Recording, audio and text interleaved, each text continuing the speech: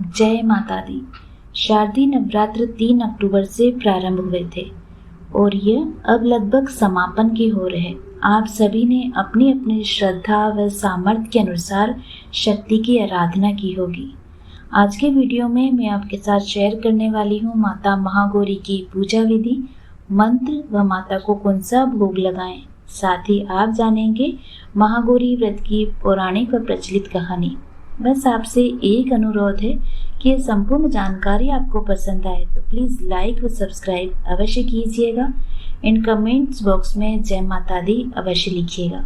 नवरात्रि में माँ दुर्गा के 9 स्वरूपों की पूजा अर्चना की जाती है। नवरात्रि की अष्टमी तिथि महागौरी को समर्पित है।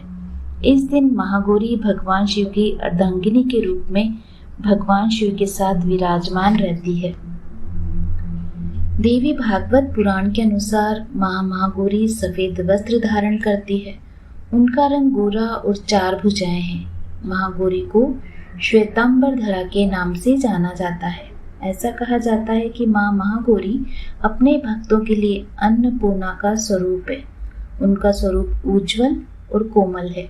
माता के हाथ में त्रिशूल, डमरू और तीसरे हाथ में अभय और चौथे हाथ में वर मुद्रा रहती है।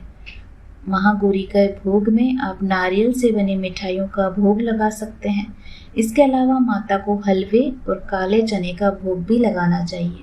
माता महागौरी को प्रसन्न करने के लिए आप इस मंत्र का जाप कर सकते हैं। वह मंत्र है, या देवी सर्वभूतेषु माँ महागौरी रूपेण संस्थिता, नमस्तस्यै नमस्तस्यै नमस्तस्यै नमो नमः। माँ महागौरी की पूजा में आप प्रातःकाल जल्दी उठकर स्नान आदि करने के पश्चात अपने मंदिर में जाएं और अपने घर में विराजित सभी देवी देवताओं को प्रणाम करने के पश्चात माँ महागौरी की प्रतिमा को गंगा जल से शुद्ध करने के बाद महागौरी को सफेद वस्त्र धारण करवाएं।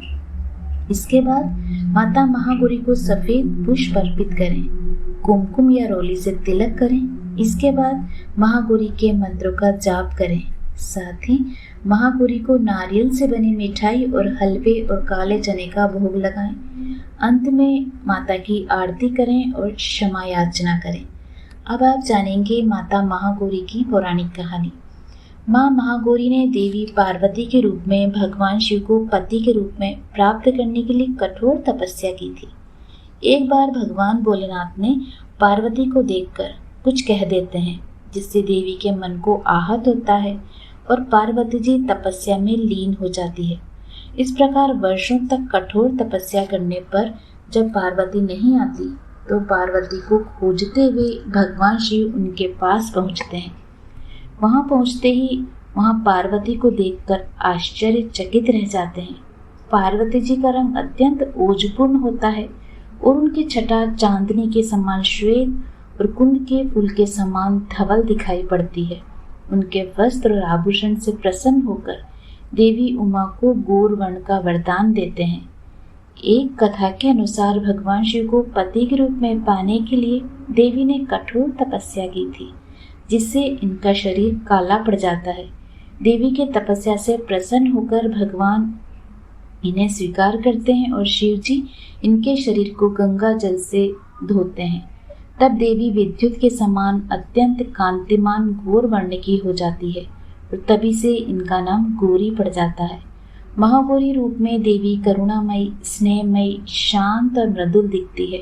देवी के इस रूप की प्रार्थना करते हुए देव और ऋषिगण कहते हैं, सर्व मंगल मांगल्ये शिवे सर्वार्थ साधिके शरण्ये त्र्यंबके गौरी नारायणी नमोस्तुते। महागौरी जी से संबंधित एक अन्य कथा भी प्रचलित है।